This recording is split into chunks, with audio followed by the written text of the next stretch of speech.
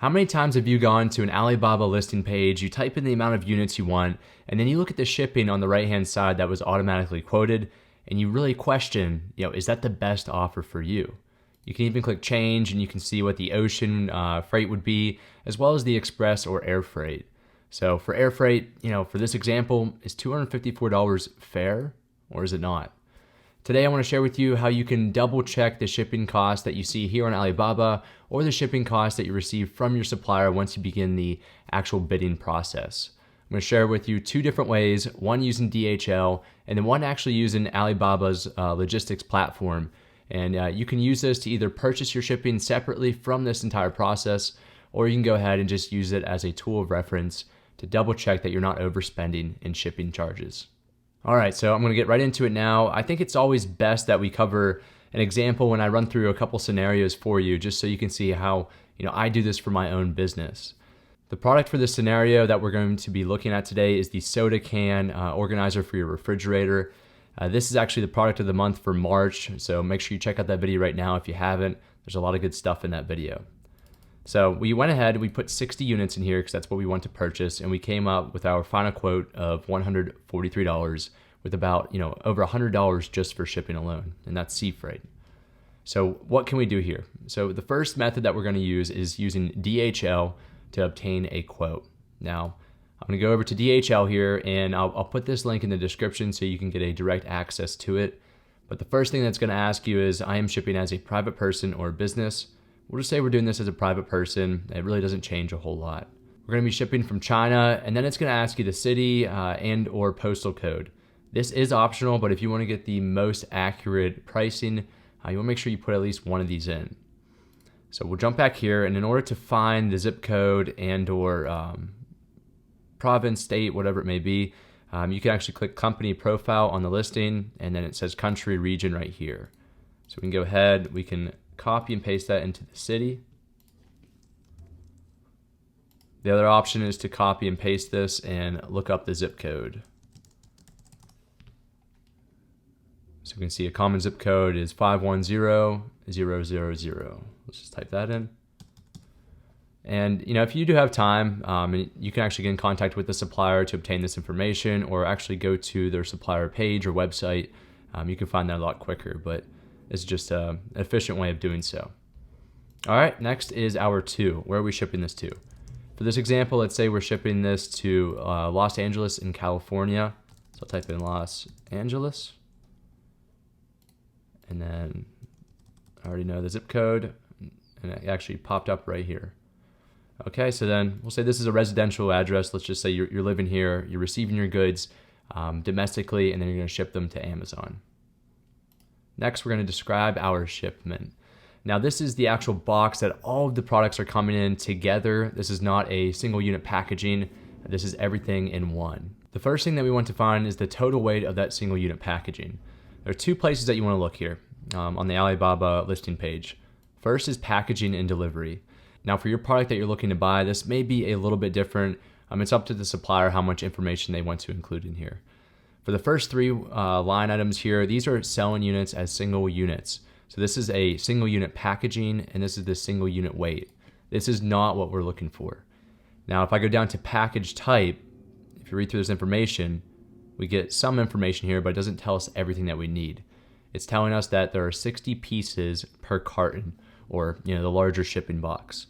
For this scenario, I am purchasing 60 pieces just to keep it simple, but you may have to do a little bit of math if this says 30 pieces per carton, and we're ordering 60 pieces, so we'll probably need 2 cartons. The next area to look is to scroll down close to the bottom, about 3/4 of the way down. There should be a specification section. Now here is the information that we need. Again, 60 pieces per carton, and then it has carton size in centimeters.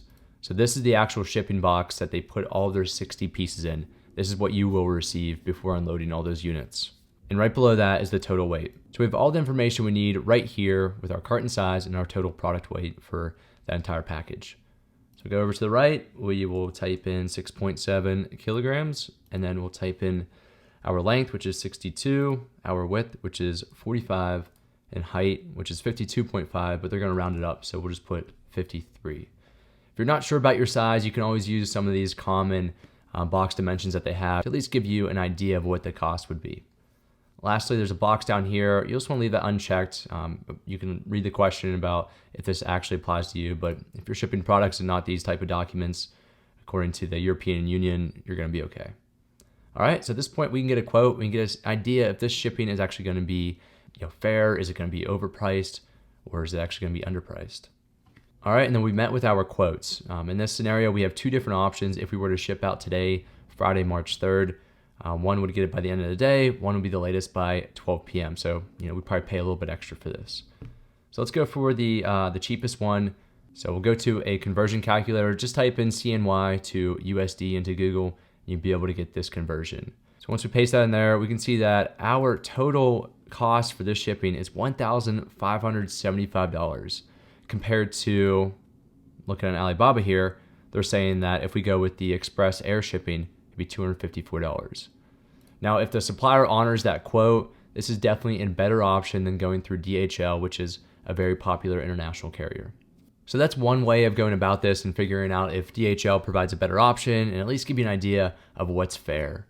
Obviously, this listing quote on Alibaba was more than fair and a very good price for this carton size. The next option is Alibaba.com logistics. We're going to be typing in very similar information, a little bit more details to get an understanding of what's actually in the box this time.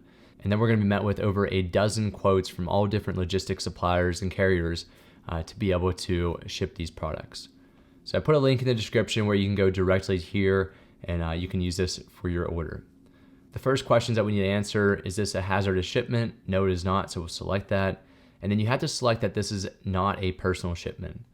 Alibaba is not currently supporting personal shipments, so just select that. Next, if you have a trade assurance number, make sure you go ahead and enter that in there. And then for this example, remember we're just shipping to Los Angeles. Let's say we live there. But you can also mark that you are shipping to an Amazon FBA warehouse. Scroll down to goods ready. So this is when they're ready to be shipped from the supplier's location. Let's just say they're ready to be shipped tomorrow on the 4th. And then we'll go down and type in our box information. This was the carton in the previous example.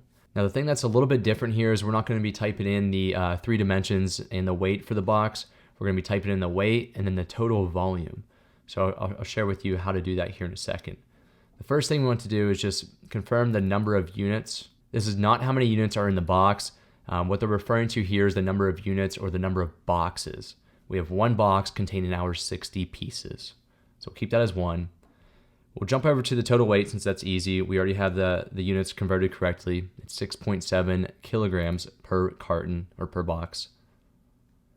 Then next we need to figure out the total volume in cubic meters or cubic feet. Since we have our dimensions in centimeters, we can quickly convert that to cubic meters, and I'll show you how to do that right now. So if we're in centimeters, let's take our dimensions, 62, and you're gonna multiply everything together. 62 times 45 times 53 rounded up, right? So we get 147,870 cubic centimeters. Now we need to convert this from cubic centimeters over to cubic meters. So we're going to go here and we're going to type in, I already have it up here, but you can type in the number and put cubic centimeters to cubic meters, and Google will be able to calculate that volume for you. So type in 147,870 cubic centimeters, and we're met with 0.148 rounded up cubic meters. So type that in here, 0.148, and click next step. Step number 2 is our origin and destination details. Where are we shipping from? Where are we shipping to? The origin location is going to be your supplier's location, unless they otherwise note that everything has to be picked up from the nearest port or the airport. But typically, you can have everything just picked up from the factory or warehouse. Type in the origin country region. You type in China here. Then we can go ahead and type in the city here. Okay, destination location type. For this example, we're shipping residential to Los Angeles. So type in United States of America, Los Angeles, and select that. Next step, the final step is number 3. This is your customs and additional services. This is where you can add insurance that you may have added to your carrier and your shipment just to protect you. For this example, we'll say that we do need customs clearance for one item. We're not going to add the insurance, and we're not going to be worrying about this purchase a customs bond. All right, and then click search and book. And within about 10 to 20 seconds, we're going to be met with all of these different quotes for what their cost will be. So it's going to take a second here. It's still loading. As you can see, the prices are going down, but we are already seeing cheaper shipping costs compared to DHL. So this is good news. So I think it finally stopped there. But as you can see, there's a bunch of different carriers here that you can go ahead and purchase from. So the cheapest, just to give us an idea, was $713. And you can expand this to go into more detail about what they're actually charging you for, such as pickup charges, clearance for customs, and then overall just the freight charges. But the important thing is this is $713. It's far more expensive than what Alibaba is quoting here at $254 for air freight.